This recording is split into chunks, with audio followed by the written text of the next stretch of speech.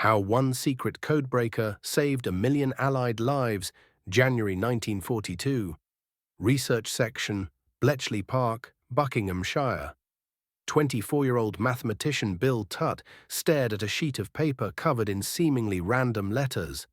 Nearly 4,000 characters of German cipher text that his colleague John Tiltman had painstakingly extracted from an operator's catastrophic mistake.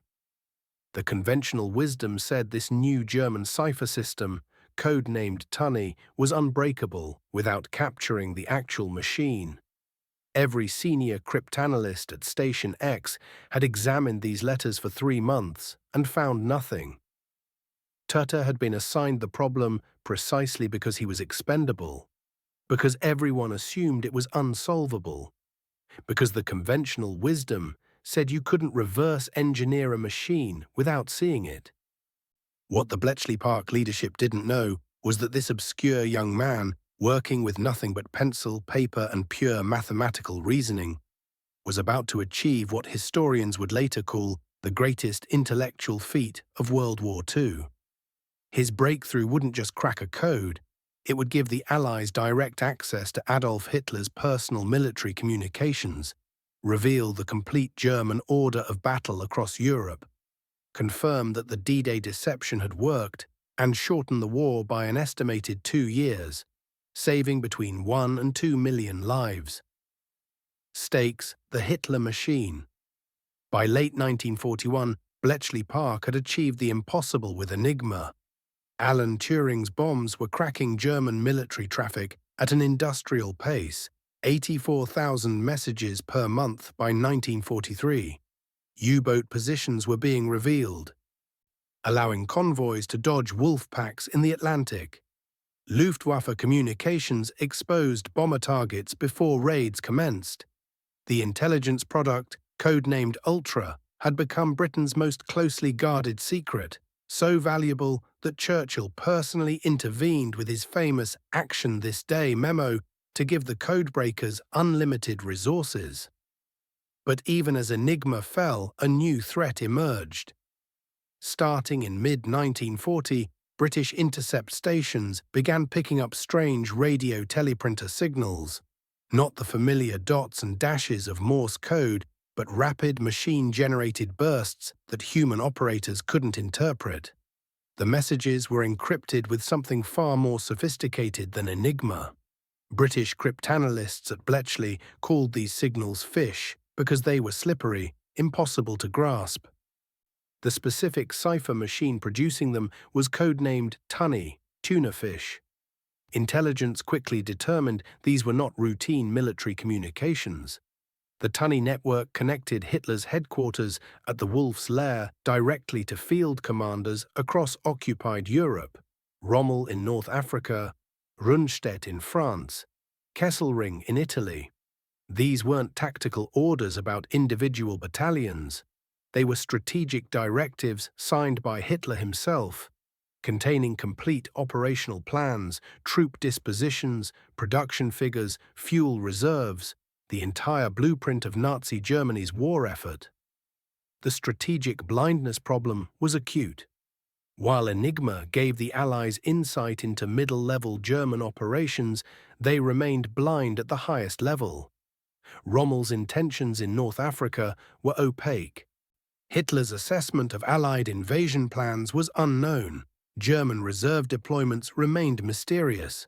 Without breaking Tunny, Allied commanders were flying blind into the most critical phases of the war. Previous intelligence failures magnified the urgency. In 1942, the German Navy had suddenly introduced a 4th rotor to their naval Enigma machines, creating a 10-month intelligence blackout during which U-boat attacks surged catastrophically.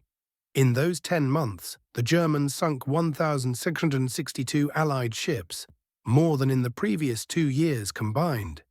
Britain's civilian population was weeks away from starvation. The nightmare scenario haunted Bletchley. What if the Tunny cipher, which seemed infinitely more complex than Enigma, remained unbroken for years? The Germans had learned from World War I. when Allied codebreakers had simply read German diplomatic cables. This time, they'd engineered what they believed was mathematical perfection. The Lorenz SZ140 cipher machine, manufactured by C. Lorenz AG in Berlin, implemented a Vernam cipher, a system considered theoretically unbreakable if properly executed. Each keystroke was encrypted by adding a pseudo-random string of characters before transmission. The machine used 12 rotor wheels, creating, according to German calculations, 1.6 billion possible combinations. German cryptographic experts had examined the system exhaustively.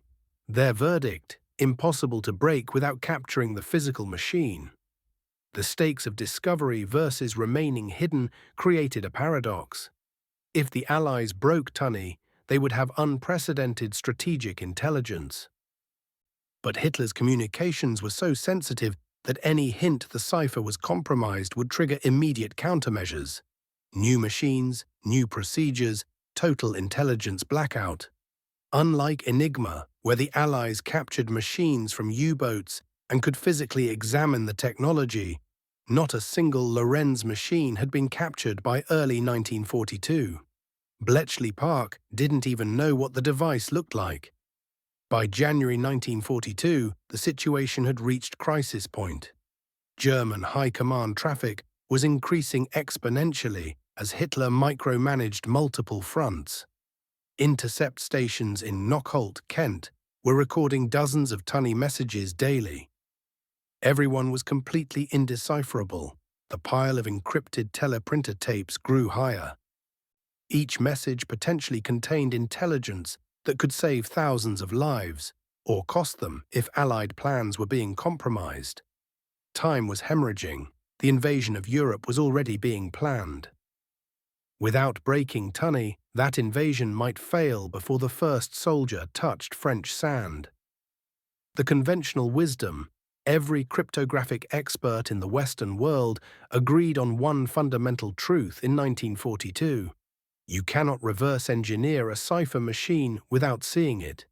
The principle seemed mathematically self-evident.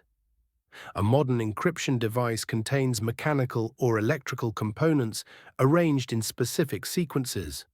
Without knowing the physical configuration, the number of wheels, their sizes, how they interact, whether they move regularly or irregularly, the mathematical possibilities expand exponentially into impossibility. It was like trying to reconstruct a specific combination lock by listening to tumbler clicks from a mile away. This belief had historical precedent. In World War I, the British had broken German ciphers only after capturing codebooks from sinking ships or copying them through intelligence operations. Even with captured materials, the decryption process required months of labor by dozens of linguists and mathematicians. The assumption shaped every intelligence service: first capture, then decrypt. Never the reverse. Polish mathematicians had broken the German Enigma machine in 1932, but only after French intelligence provided them with documents from a German spy describing the machine's internal wiring. When war approached in 1939, the Poles shared their knowledge with Britain, giving Bletchley Park a captured Enigma to study. Turing's bomb machines were brilliant, but they worked by mechanically testing known patterns against a machine whose structure was already understood. The bomb didn't reverse engineer Enigma. It automated solutions to a puzzle whose shape was already mapped. The technical logic supporting this consensus was formidable. The Tunny cipher used teleprinter code, the 5-impulse Baudot system, not the 26-letter alphabet that Enigma employed. Each character was represented by 5 simultaneous electrical pulses, each either on or off, creating 32 possible characters. The Vernam cipher method, invented in 1918, worked by adding an obscuring character sequence to the plaintext character by character. If that obscuring sequence was truly random, as in a one-time pad, the cipher was mathematically unbreakable. But generating truly random sequences was operationally impossible in a hot war. How could you ensure identical random character tapes were available at Berlin and at Rommel's headquarters in Libya simultaneously, especially when logistics chains were being bombed daily? The solution, using a machine to generate pseudo-random sequences, seemed to offer the Germans the best of both worlds: operational flexibility with cryptographic security. The Lorenz Company's engineers had been brilliant. The machine generated its obscuring character sequence using 2 sets of 5 wheels each, 10 wheels total, plus 2 motor wheels controlling irregular movement. Each wheel had a different number of pins that could be set to active or inactive positions. The wheels rotated at different rates, creating an exponentially expanding pattern before repeating. The Chi wheels moved regularly with each character. The PSI wheels moved irregularly, controlled by the motor wheels, making the pattern unpredictable. German mathematicians had calculated the period before repetition. Astronomical. Practical analysis. Impossible without the machine. Official assessments from the government code and cipher school reinforced this conclusion. Brigadier John Tiltman, one of Britain's most accomplished cryptanalysts, had spent weeks examining intercepted Tunny traffic. His expertise was legendary. He'd broken Japanese codes, German field ciphers, and military attaché ciphers from multiple nations. In November 1941, Tiltman examined a particularly long Tunny message, nearly 4,000 characters, and performed a cryptographic miracle. A German operator had made a catastrophic error. He'd sent 2 different messages using the same Lorenz machine settings. Tiltman exploited this depth to extract both messages and, critically, calculated approximately 4,000 characters of the actual key stream that the machine had generated. But even with 4,000 characters of key in hand, Tiltman couldn't determine how the machine worked. He tried every analytical technique in the cryptanalytic arsenal. Nothing revealed the machine's logic. After weeks of effort, he concluded that without more data, or the actual machine, progress was impossible. The problem was handed to the research section, where it sat for months as various brilliant minds took their turns and failed. The implicit logic was irrefutable. If Tiltman, with his decades of experience and with 4,000 characters of actual key, couldn't break the cipher, then it couldn't be broken. The consensus solidified. Bletchley Park would need to wait until Allied forces captured a Lorenz machine in combat, perhaps when they eventually invaded the continent. Until then, Hitler's communications would remain sealed. Commands expected this. Intelligence reports to Churchill acknowledged the limitation. Resources were redirected to other priorities. Into this consensus walked Bill Tutte, a 24-year-old who'd studied natural sciences and chemistry at Trinity College, Cambridge. He joined Bletchley Park through the emergency recruitment of academics, one of 24 from Cambridge and 13 from Oxford, brought in because they could solve complex problems. But Tutte wasn't a mathematician by training. He wasn't a professional cryptanalyst. He'd only recently completed a basic cryptography course. He was given the Tunny problem in October 1941, essentially because everyone else had given up. The task was considered useful for training purposes. Let the junior researcher learn why the problem was impossible. Nobody expected him to succeed. Everyone knew the conventional wisdom was correct. Early warnings, the pattern hunter. December 1941, Research Section, Hut 6, Bletchley Park. Bill Tutte sat at his desk with Tiltman's 4,000 characters of key sprawled across multiple sheets of graph paper. The conventional approach had been to search for repetitions in the complete characters, full letters that might reveal the machine's cycling pattern. Tutte tried this dutifully. Nothing emerged. The sequence appeared random, just as the German engineers had designed. But Tutte remembered something from his cryptography training course. The instructor, he couldn't even recall the name, had taught them a technique developed by a 19th-century Prussian officer named Friedrich Kasiski. The Kasiski examination involved writing out a suspected key on squared paper, starting a new row after a defined number of characters that you suspected was the repetition frequency.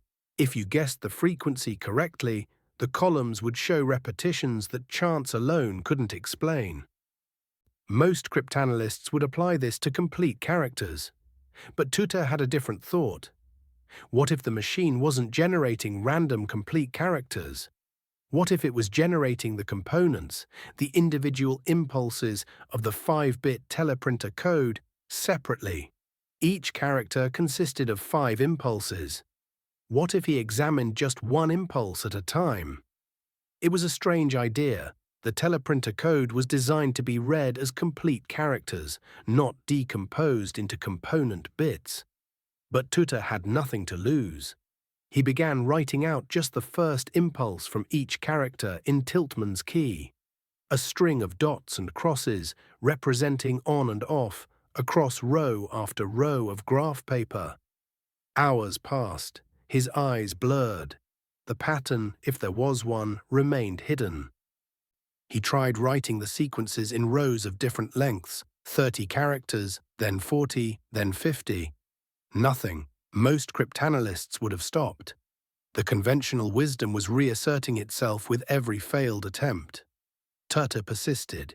He tried 41 characters per row, and there, column 7. A vertical pattern emerged, not random. Actual repetition, sequences of dots repeating down the column more frequently than chance would allow. His pulse quickened. He verified the calculation 3 times. The statistics were undeniable. Something in the machine was repeating every 41 characters, at least for one component of the cipher. He immediately reported to Tiltman, who was initially skeptical but examined the work carefully. The mathematics checked out. There was structure in the cipher, which meant it could potentially be broken. The finding was dismissed by some as a statistical anomaly. Others argued that one repetition pattern wasn't enough. You'd still need the complete machine configuration. But Tutte's discovery had cracked open a door that conventional wisdom insisted was sealed shut. Over the next month, December 1941 into January 1942, Tutte continued the painstaking analysis. He discovered that the second impulse also showed periodicity, a 31-character repeat. The third impulse, 29 characters. Fourth, 26 characters. Fifth, 23 characters. Each impulse was being generated by a different component, and each component had a different cycle length. But the real breakthrough came when Tutte calculated what these numbers meant together. The product of the 5 cycle lengths, 41, x31, x29, x26, x23, equaled over 22 million possible starting positions. That aligned with German confidence in the system's security. But Tutte realized something that the German engineers had missed. Those numbers were all prime, or nearly prime. They were relatively co-prime, which meant they didn't share common factors, which meant, mathematically, that the components could be analyzed separately and then recombined. The German engineers had built security through multiplication, combining multiple simple patterns into apparent complexity. Tutte saw that this very design created a cryptographic weakness. Instead of solving 22 million combinations at once, you could solve 5 smaller problems sequentially. 41 possibilities, then 31, then 29, then 26, then 23. The total sequential work, less than 2,000 calculations. Humanly impossible for real-time code-breaking, but orders of magnitude more feasible than 22 million. Tiltman reviewed Tutte's analysis and realized its significance. If Tutte was correct about the machine's structure, and the mathematics suggested he was, then they'd accomplished something unprecedented. reverse-engineered a sophisticated cipher machine without ever seeing it. But verification required more. They needed to reconstruct the complete logical structure. How many wheels? How were they interconnected? Why did some move regularly while others didn't? And most critically, could this theoretical breakthrough be converted into a practical decryption system before the war ended? Tutte worked obsessively through January and February 1942. Other members of the research section, Peter Hilton, Peter Benenson, Sean Wiley, contributed insights. Slowly, the machine's architecture emerged from pure mathematical deduction. 2 sets of 5 wheels each, the chi wheels, using the Greek letter k, generating one component of the key, moving regularly with each character. The psi wheels, pres, generating another component, but moving irregularly, sometimes advancing, sometimes staying in place. And 2 motor wheels controlling the psi wheels' movement, creating the unpredictability that German engineers thought guaranteed security. By late February 1942, Tutte had mapped the complete logical structure of a machine he'd never seen. The model was so detailed that when Allied forces finally captured an actual Lorenz SZ-40 machine near the end of the war in 1945, it matched Tutte's deductions exactly. Engineers examining the captured device found themselves reading Tutte's diagrams and seeing, bolt for bolt, component for component, the physical realization of what the young mathematician had conjured from patterns in numbers. The intellectual achievement was staggering. Tutte had started with 4,000 characters of cipher key, essentially white noise to any normal observer, and derived a complete mechanical schematic of a 12-rotor encryption machine. No captured documents, no intelligence from spies, no betrayal by German engineers. Just mathematics, pattern recognition, and relentless logical reasoning. But knowing the machine's structure wasn't the same as breaking messages. The immediate problem, even with the machine's logic understood, finding the wheel settings for any individual message still required testing those 1,271 possible starting positions for the first 2 chi wheels, then 598 for the next 2, then 29 for the last one. By hand, this would take 4 to 6 weeks per message. Intelligence 4 to 6 weeks old was operationally useless. By the time you decrypted orders for a German offensive, the battle would be over. What was needed was a machine to beat a machine. Tutte's breakthrough had made decryption theoretically possible. Now someone needed to make it practically achievable. And the window was closing. Hitler's forces were advancing on multiple fronts. Rommel was pushing toward Cairo. U-boats were strangling Atlantic convoys. The Wehrmacht was deep into the Soviet Union.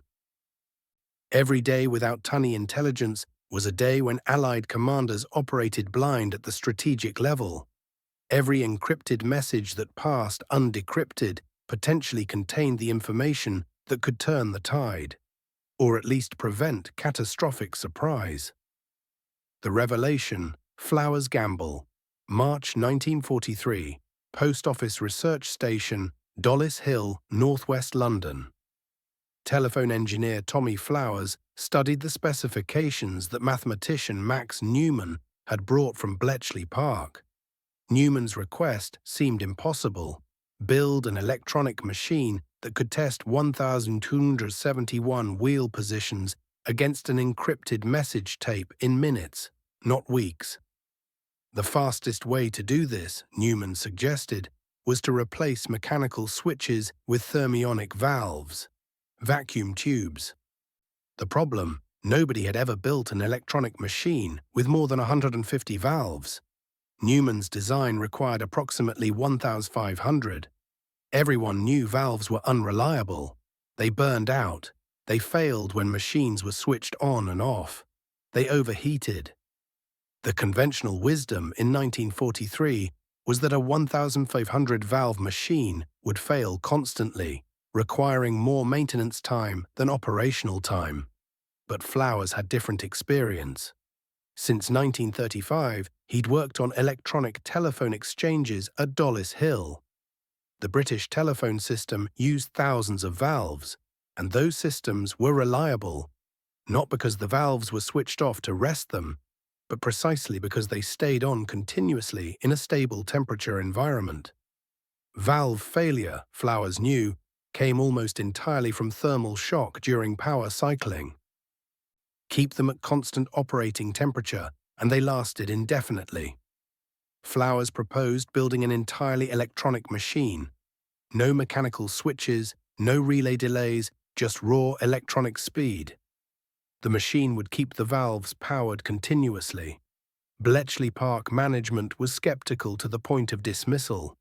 The specifications seemed fantastic. The timeline was impossible. Flowers was asking for the highest wartime priority for components, which meant diverting resources from established weapons programs. And he was proposing a radical solution to a problem that Germany's best cryptographic engineers believed was unsolvable. Flowers made a decision that would define his life. He would build the machine using his own money, in his own time, with his own team at Dollis Hill, and prove it worked before asking Bletchley Park for anything. If he failed, the financial loss would be his. If he succeeded, he'd present them with a working solution. The personal financial risk was substantial. Thousands of pounds, equivalent to years of salary. He began work in February 1943. His team, William Chandler, Sidney Broadhurst, Alan Coombs and others, worked around the clock. They weren't just building an electronic calculator. They were pioneering concepts that wouldn't be formalized as computer science for another decade. They needed electronic memory to store the chi wheel patterns. They designed shift registers using valve circuits. They needed to synchronize electronics with paper tape moving at high speed. They developed optical readers that clocked operations from sprocket holes. They needed programmability to adjust for different wheel settings. They created plugboard panels that could be reconfigured. The engineering challenges were relentless. Paper tape broke when run at 2,000 characters per second. They reduced the speed to 5,000 characters per second by improving the optical reader design, far faster than any previous paper tape system. Synchronization between electronic circuits and mechanical tape movement seemed impossible until they generated clock signals directly from tape sprocket hole patterns. Heat from 1,500 valves required ventilation systems that didn't exist. They designed new cooling arrangements. Power supply had to be stable to ±1%, or the circuits would give false readings. They engineered custom regulators. Months passed. June, July, August. No word from Flowers. Bletchley Park assumed the project had failed. Resources were redirected to other approaches. An electromechanical machine called Heath Robinson was built using the old technology. It worked, barely, but was painfully slow and unreliable. The tapes frequently tore, synchronization failed constantly, messages took hours to process, and the error rate was significant. But it was something which was more than Flowers seemed to be delivering. December 8, 1943, Dollis Hill. Flowers and his team powered up the completed machine for the first time. Approximately 1,600 thermionic valves glowed to life. The cooling fans hummed. Paper tape loaded into the optical reader. They input a test message, encrypted Tunny traffic that Bletchley Park had already decrypted by hand to verify the wheel settings. The machine calculated. Within minutes, not weeks, it output the correct wheel settings. The team ran the test again, same result. They tried different messages. The machine consistently identified the correct starting positions. They'd done it. But nobody at Bletchley Park knew yet. The machine was disassembled, packed, and shipped to Bletchley Park. On January 18, 1944, it arrived. Harry Fensom and Don Horwood reassembled it in the newly constructed Block H, the world's first purpose-built computer center, though nobody called it that yet. The machine was so large it dominated the room. Someone remarked that it looked like a colossus. The name stuck. February 5, 1944, first operational run. A genuine encrypted Tunny message, fresh from the intercept station at Knockholt, was loaded. This was the moment of truth. All the theory, all the mathematics, all the engineering came down to this. Could Colossus break real German high command traffic fast enough to provide actionable intelligence? The machine ran. 30 minutes later, it output the Chie wheel settings. Operators entered those settings into a Tunny machine, a mechanical recreation of the Lorenz cipher attachment that Bletchley's engineers had built based on Tutte's specifications. The encrypted message tape was fed through the Tunny machine with the Colossus-derived settings. The 5-hole teleprinter paper output emerged. An operator tore off the tape, walked to the decryption desk, and began reading the perforations. They spelled out German, grammatical, sensible German. An operational order from Hitler's headquarters to Rundstede in France, outlining expectations for Allied invasion locations and German defensive priorities. The room erupted. Historians would later struggle to capture the emotional impact of that moment. For 3 years, Hitler's strategic communications had been completely opaque. Now, suddenly, they were an open book. The relief mixed with exhilaration, tinged with the awful realization of how many lives had been lost in the intelligence blackout, and how many more could now be saved.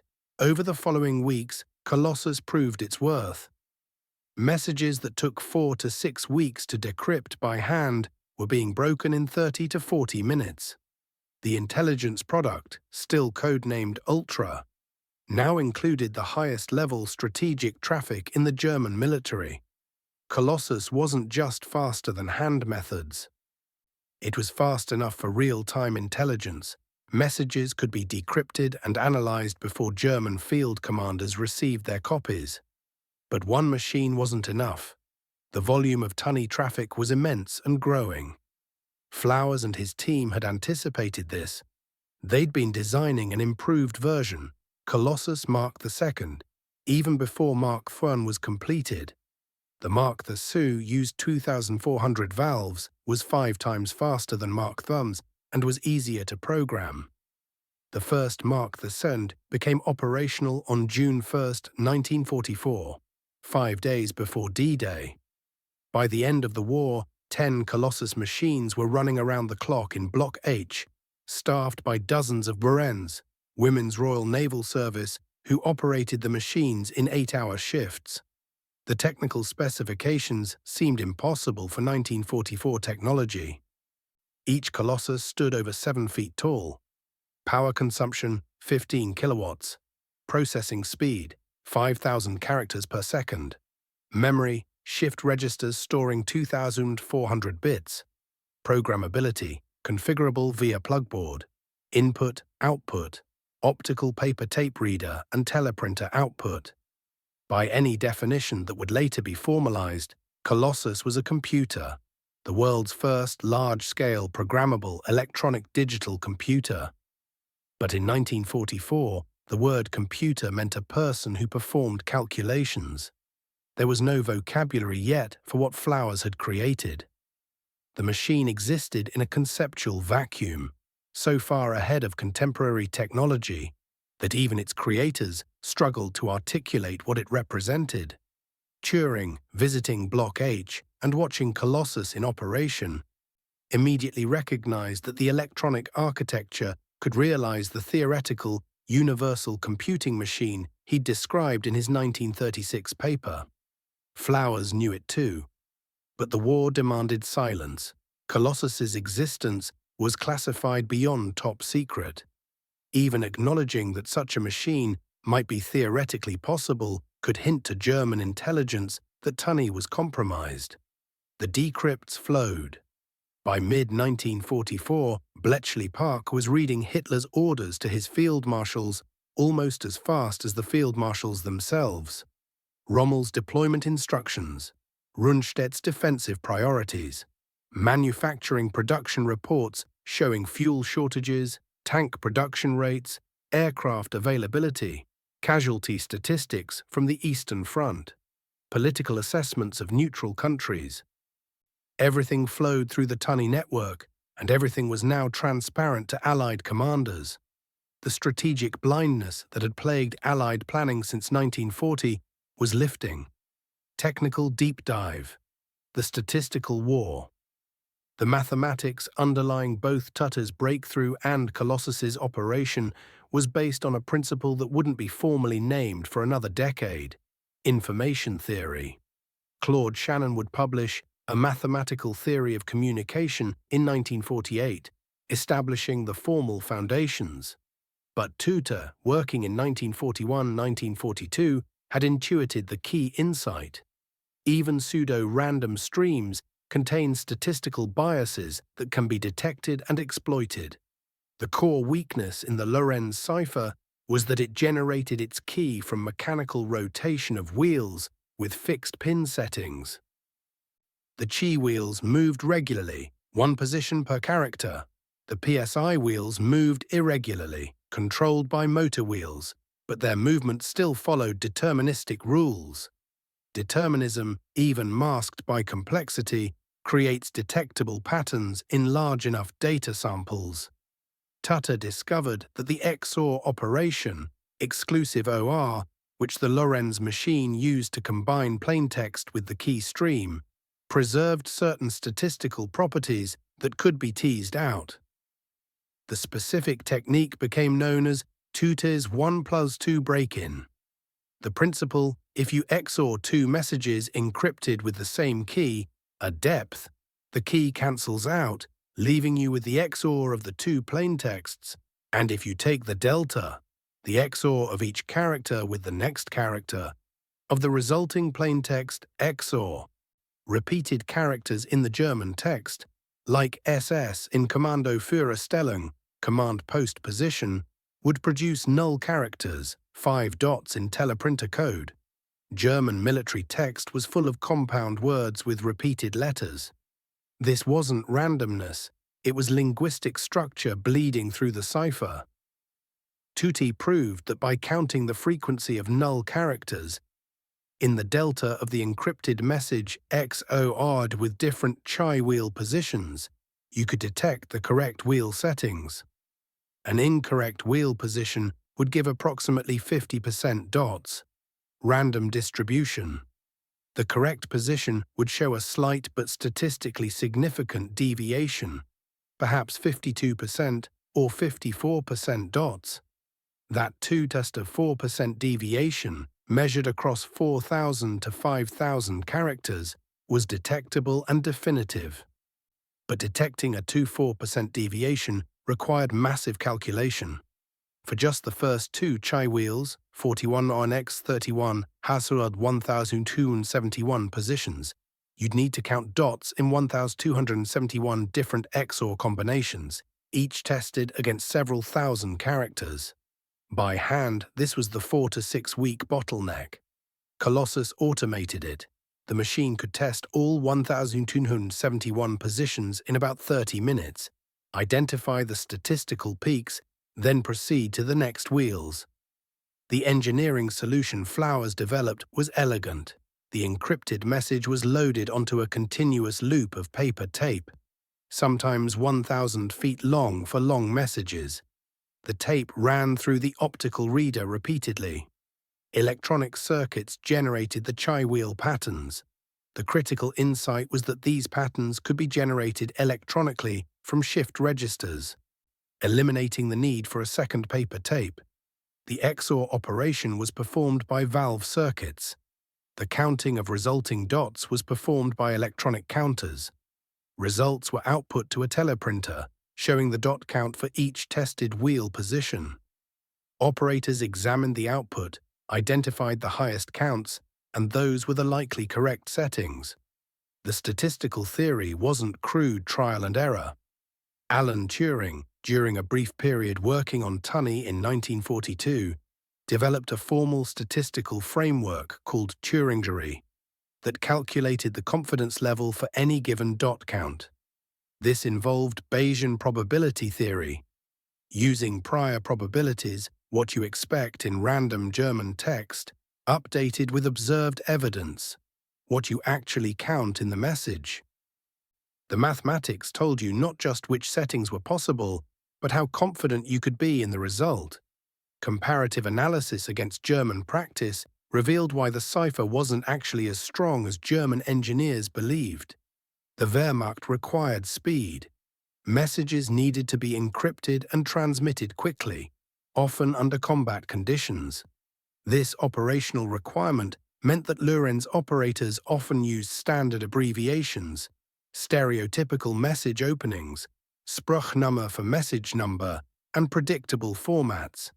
These cribs, known plaintext phrases, could be exploited to verify wheel settings, or, in some cases, accelerate the breaking process. German complacency contributed. After German cryptographers examined the Lorenz system and declared it unbreakable, they stopped being paranoid about operational security. The catastrophic error on August 30th, 1941, when an operator sent two different 4,000-character messages with identical wheel settings, should never have happened. Strict protocol forbade reusing settings, but the operator was annoyed at being asked to retransmit, and he made a fateful decision: reset to the same starting position and retype the message, abbreviating some phrases to save time.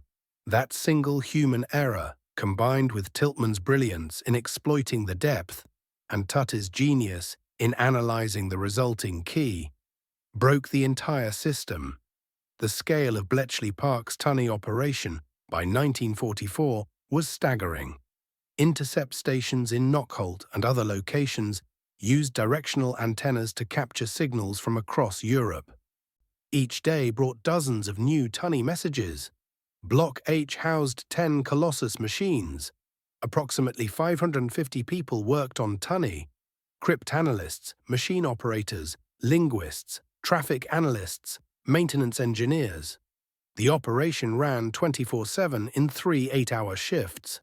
Messages typically moved through the entire process: interception, Colossus breaking, Tunny machine decryption, translation, analysis, intelligence report distribution, in under 2 hours. Some critical messages were on Churchill's desk within 90 minutes of being transmitted from Berlin. The security around Colossus was absolute. Even within Bletchley Park, only those with direct need to know were aware of its existence. The machine's purpose was disguised.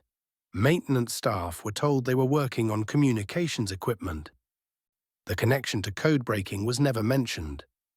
After the war, Churchill personally ordered 8 of the 10 colossi dismantled and destroyed.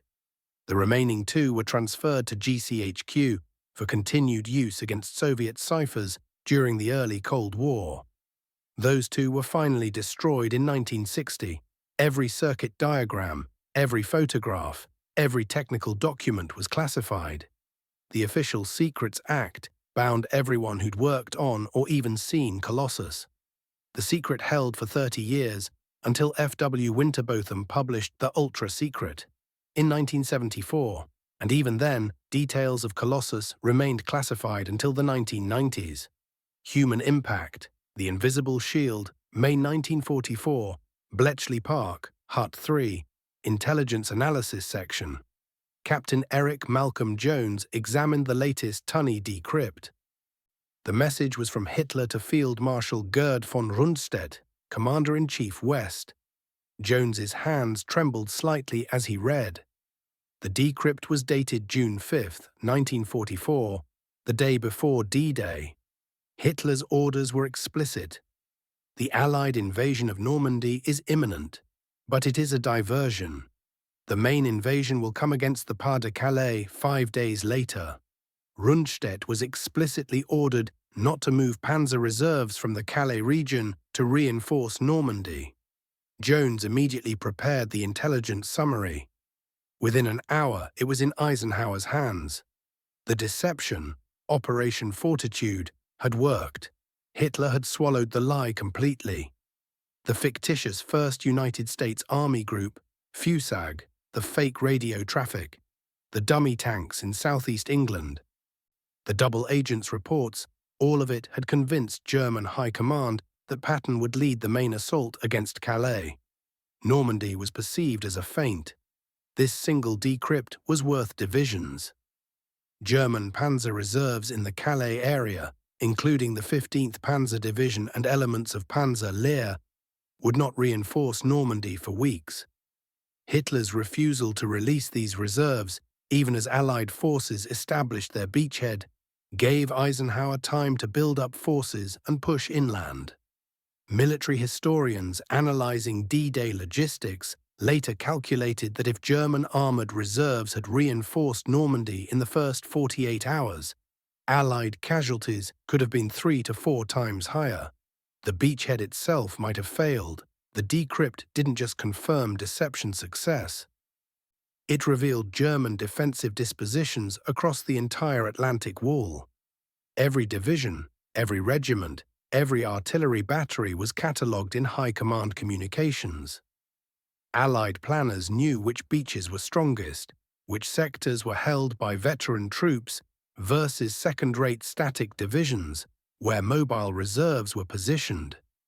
This wasn't guesswork based on spotty reconnaissance.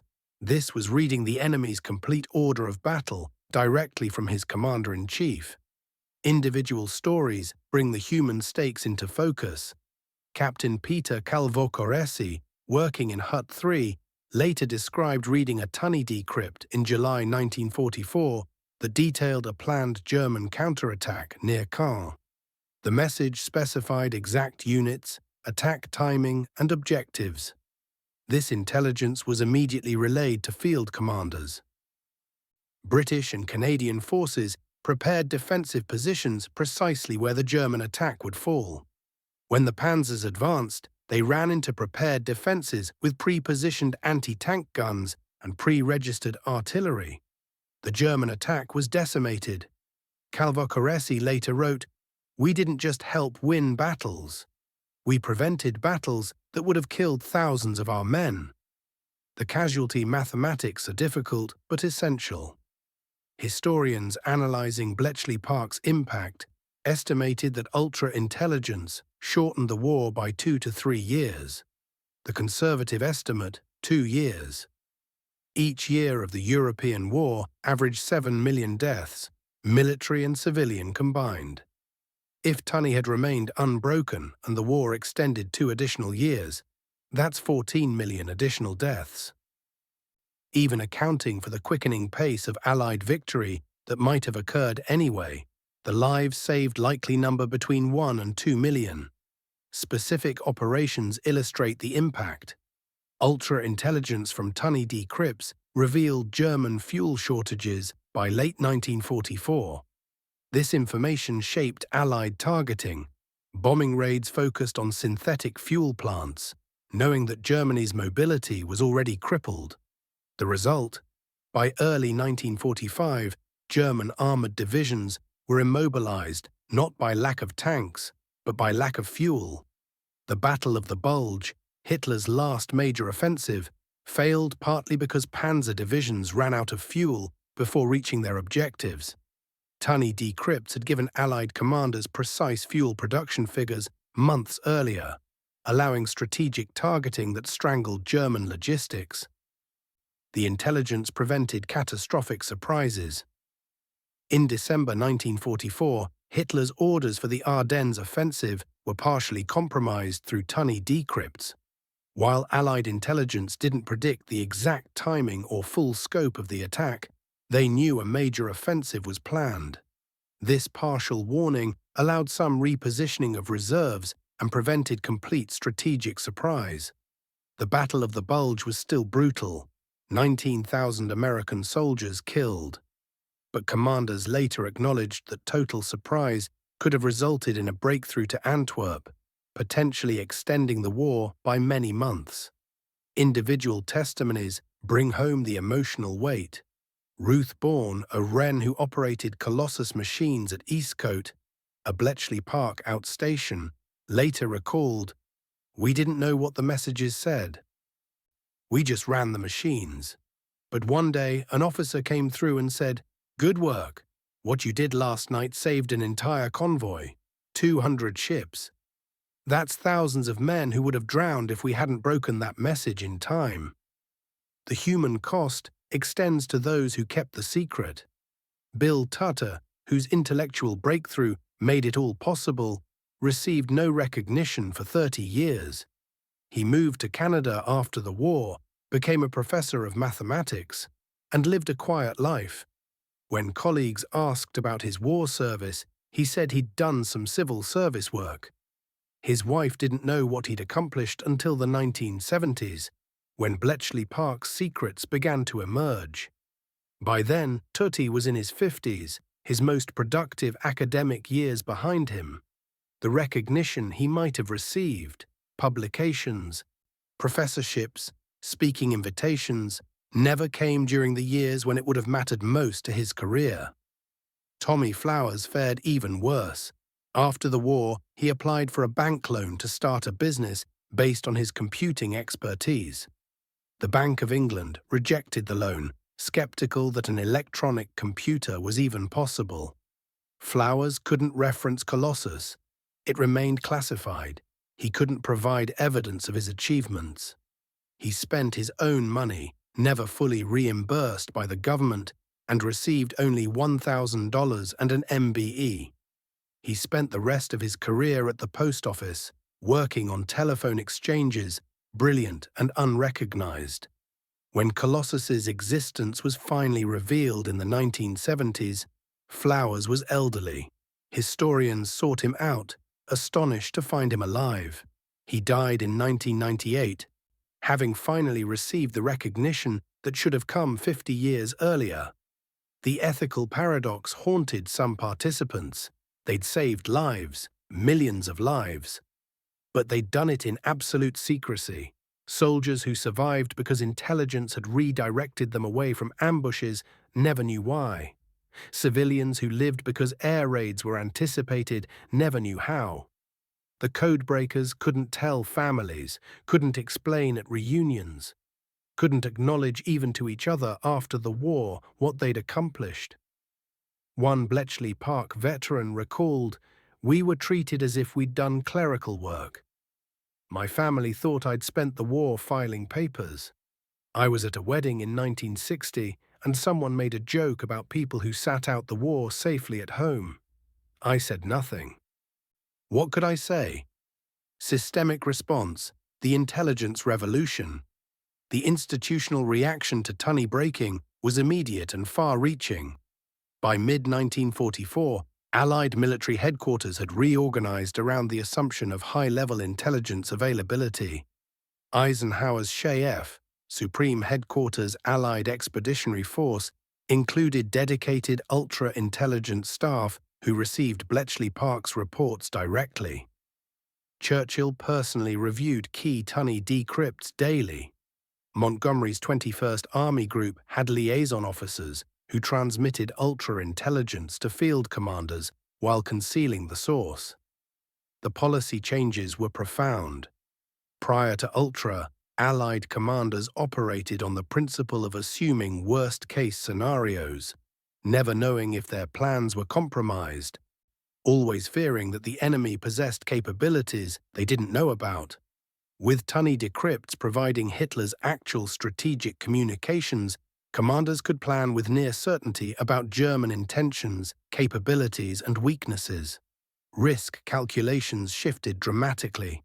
Operations that would have been deemed too dangerous became acceptable because intelligence confirmed that enemy forces were weaker than feared or positioned differently than expected.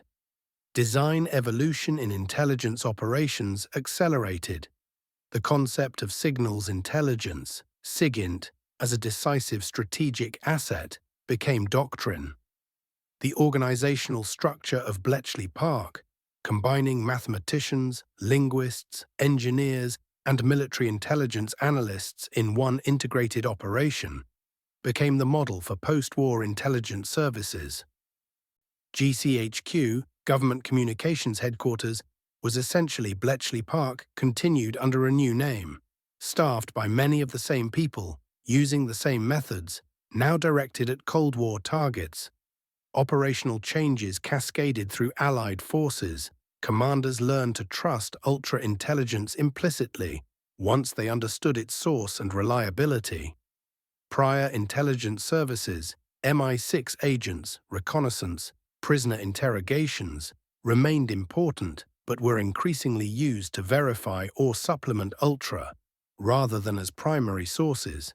The integration of intelligence into operational planning became systematic rather than ad hoc.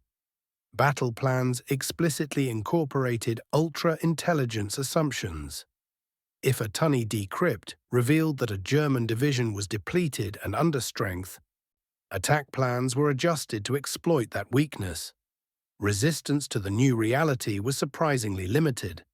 Some old guard intelligence officers initially dismissed signals intelligence as unreliable, preferring human sources. But the demonstrable accuracy of ultra-decrypts converted skeptics rapidly. By 1944, commanders who'd initially viewed ultra as supplementary were planning entire operations around it. The resistance that did exist came from those who feared over-reliance on a single source.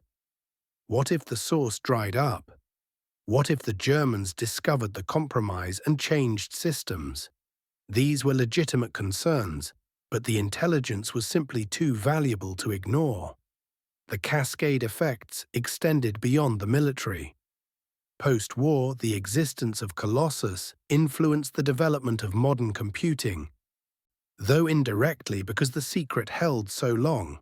When ENIAC, Electronic Numerical Integrator and Computer, was unveiled in the United States in 1946 and proclaimed as the first electronic computer, it was technically incorrect. Colossus predated it by 2 years. But Colossus's existence remained classified, so ENIAC received the recognition. However, some of the British engineers who'd worked on Colossus, aware they couldn't discuss their own work, began building new computers in the late 1940s. The Manchester Baby, operational in 1948, incorporated lessons learned from Colossus's design. The connections weren't overt, but the knowledge transfer happened through people who understood, even if they couldn't say why, that large-scale electronic computation was achievable. The evolution of understanding about Tunny's breaking reshaped post-war historical analysis. When the full story emerged in the 1970s-1990s, historians had to rewrite significant portions of World War II history. Strategic decisions that had seemed mysterious or even inexplicable suddenly made sense when viewed through the lens of ultra-intelligence. Eisenhower's confidence in D-Day timing, Montgomery's caution in Normandy, the Allies' ability to anticipate German counterattacks, Churchill's seemingly prescient warnings about German intentions. All of it was intelligence-driven, based on reading Hitler's orders directly. But historians writing in the 1950s-1960s had attributed these decisions to military genius, superior resources, or luck. The revelation of Tunny breaking required fundamental reassessment of how and why the Allies won. Climax: Reading Hitler's Mind, August 1944. Block H, Bletchley Park. The morning shift of Colossus operators began processing overnight intercepts. One message, designated LDJ-71, caught immediate attention. The origin signature indicated it came directly from the Wolfschanze, Wolf's Lair, Hitler's East Prussian headquarters. Destination: Field Marshal Günther von Kluge, Commander Army Group B in France. The message was unusually long, over 8,000 characters. Colossus Mark II processed it in cycles. First run, Chi wheel settings identified. 32 minutes. Second run with refined parameters. PSI wheel settings. 14 minutes. The operators loaded the derived settings into the Tunny machine replica. The encrypted tape fed through. Teleprinter paper emerged, holes punched in the characteristic 5-impulse pattern of Bodo code. The translator in Hut 3, probably one of the German language specialists recruited from Oxford, began reading the perforations. His expression shifted as he worked. The decrypt was brought immediately to Captain Eric Jones, head of Hut 3's intelligence section. Jones read it and immediately summoned senior staff. This wasn't routine military traffic. This was Hitler's strategic worldview, complete and unfiltered. The message detailed Hitler's analysis of the July 20th, 1944 assassination attempt that had nearly killed him.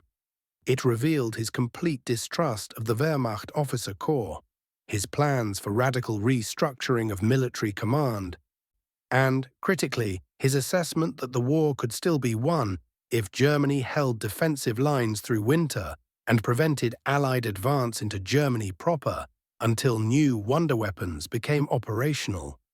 But the intelligence value went beyond strategic assessment. The message contained specific operational orders. Von Klug was to stabilize the Normandy front by committing armor reserves in a counterattack toward Avranches, attempting to cut off Patton's Third Army breakthrough. The attack was scheduled for August 7th. Units were specified: elements of the 2nd Panzer Division, 116th Panzer Division, and 2nd SS Panzer Division Das Reich. Objectives were detailed, expected enemy strength was noted, and hilariously underestimated. The decrypt reached Eisenhower's headquarters within 90 minutes. Allied commanders knew the German counterattack plan 5 days before it launched. They knew which units would attack, from which positions, toward which objectives. The Allies' response was methodical and devastating. Air reconnaissance confirmed the German armor concentrations, now that they knew where to look. Artillery was pre-registered on the expected attack routes. Tank destroyer battalions were positioned in defensive positions. Most critically, Allied air forces were alerted. When the German panzers advanced on August 7th, they ran into a prepared defense and, worse, into overwhelming Allied air power. The Mortain counterattack, as it became known, failed catastrophically. German armor losses exceeded 50%. Von Kluge, recognizing the disaster, requested permission to withdraw. Hitler refused, another message intercepted and decrypted by Colossus. The German forces remained exposed.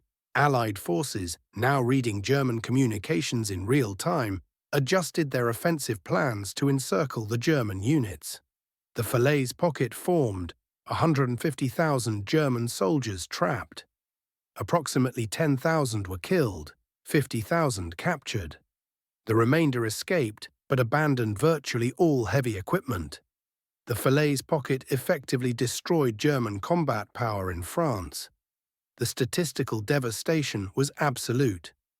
Army Group B, which had contained 38 divisions in June, was reduced to remnants of perhaps 12 understrength divisions by late August. Equipment losses were irreplaceable. 344 tanks destroyed or abandoned, 2,447 artillery pieces lost, 7,400 motor vehicles destroyed. German resistance in France collapsed. Paris fell on August 25th. Allied forces reached the German border by September, and the Allies knew, through continued Tunny decrypts, that Germany couldn't replace the losses. Manufacturing production figures, fuel availability statistics, manpower reserves, all flowing through Hitler's communications network, all decrypted at Bletchley Park. The intelligence picture was complete. Germany had lost the war. It was now only a question of how long Hitler would prolong the inevitable. One particular decrypt from September 1944 revealed Hitler's desperate state of mind.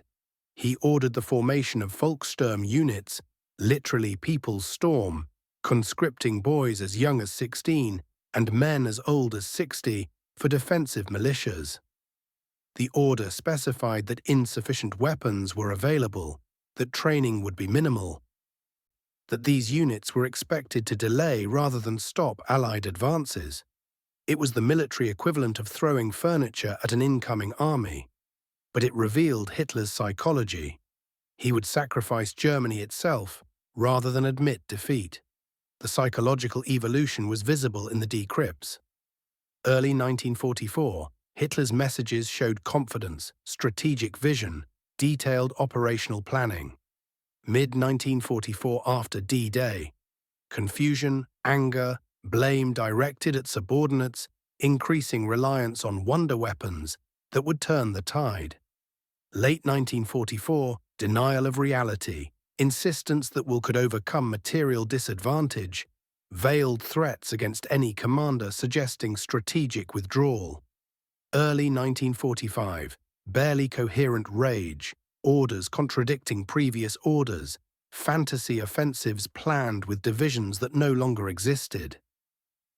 Bletchley Park analysts reading these decrypts saw a mind disintegrating in real time. It was historically unprecedented to observe the psychological collapse of a dictator through his own words, unfiltered as it happened. The intelligence product became as much psychological analysis as military intelligence. What will a desperate Hitler order next? How can we exploit his denial of reality? Can we anticipate his remaining surprises? The statistical devastation of Germany's position was quantified through Tunny decrypts with precision that no external intelligence could have achieved. By December 1944, decrypts revealed Germany was producing 900 tanks per month, but losing 1,200. Fighter aircraft production, 1,200 per month. Losses, 1,500 per month. Synthetic fuel production had been cut by 80% through strategic bombing. Troop replacements on the Eastern Front were arriving with as little as 2 weeks of training. Divisions nominally at full strength actually contained 40 to 60% of authorized personnel. The Battle of the Bulge, Hitler's final offensive, was partially compromised by Tunny intelligence, though not enough to prevent significant Allied casualties. Decrypts in late November 1944 indicated Hitler was planning a major offensive, but exact timing and location remained unclear until the attack commenced on December 16th. Still, the warning allowed some defensive preparations and prevented total surprise. More importantly, decrypts during the battle revealed German fuel shortages. Allied commanders knew that if they could delay the German advance for a few days, German armor would run out of fuel and stall. That knowledge shaped defensive strategy. Trade space for time, let the panzers outrun their supply lines. By December 26th, exactly as Tunny decrypts had predicted, German spearheads were immobilized by fuel exhaustion. The final Tunny decrypts, in April 1945, read like historical documents, even as they were current intelligence. Hitler's orders from his Berlin bunker became increasingly disconnected from reality. Offensive operations planned by armies that existed only on organization charts. Defensive lines ordered held by divisions that had ceased to exist. Supply shipments commanded from factories that were rubble. The last coherent decrypt detailed the defense of Berlin using SS units, police battalions, and Volkssturm. The message acknowledged that the situation was difficult, but insisted that the will of the German people would prevail. Within days, Hitler was dead, and Germany surrendered. Resolution, the secret that saved millions, May 8, 1945. Bletchley Park, Block H. The 10 Colossus machines stood silent. V-Day, victory in Europe.